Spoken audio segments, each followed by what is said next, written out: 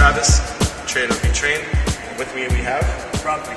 Now, I bumped into Robert as we were actually walking in opposite directions, and I decided to ask him a question. I said, Robert, if I was to ask you to share with us, what could be your three-piece snack?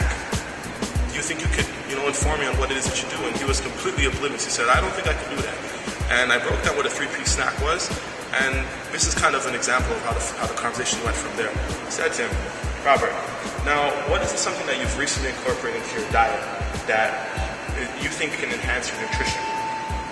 Eating a lot of vegetables, staying away from starchy foods, lean meat, and milk. Milk. So why is it that you've decided to put milk into your diet? Well, it's because I work out consistently, like 4 to 5 times a week, and I need some source of calcium, and milk is the best source of calcium. We all know that milk is a great source of calcium. Just 2 cups of milk per day gives us our total daily intake of calcium that we need. We know that calcium is great for helping us build and maintain strong bones and teeth. We also know that a diet adequate in calcium is important for helping us reduce our risk of osteoporosis. But I also know that milk isn't for everybody, and there are other great sources of calcium in our diets, such as milk alternatives like almond, soy, or rice milk, also including broccoli, kale, spinach, even almonds, and salmon.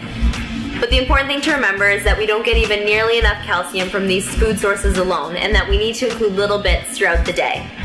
So whether you're choosing your 2 cups of milk or one of the other sources mentioned, make sure that your source of calcium is one that's easily accessible to you and one that you enjoy to eat. Fair enough. That's a perfect bridge to the next question, which was, what is it an activity that you do that you think it helps you to stay fit and be fit? It's mostly running.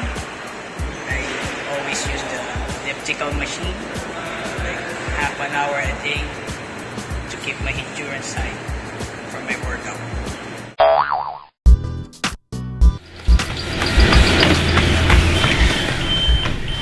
Jogging.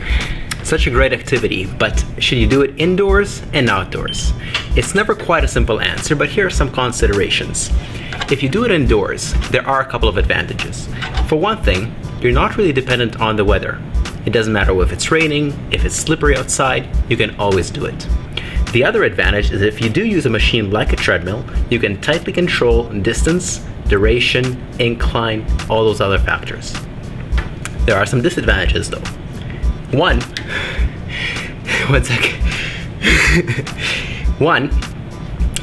disadvantage of running on the treadmill is that it does all the work for you. So you're not using your own muscles to push yourself forward. You just put your foot on the belt and it moves your leg back.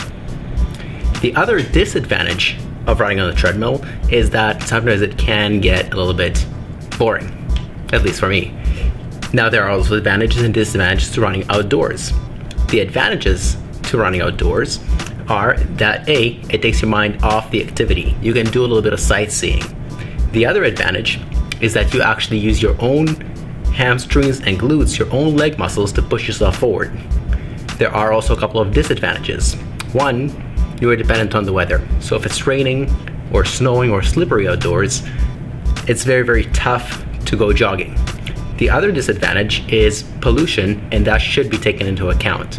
Yes, jogging is great, but jogging in smog or polluted air can actually do more damage than good.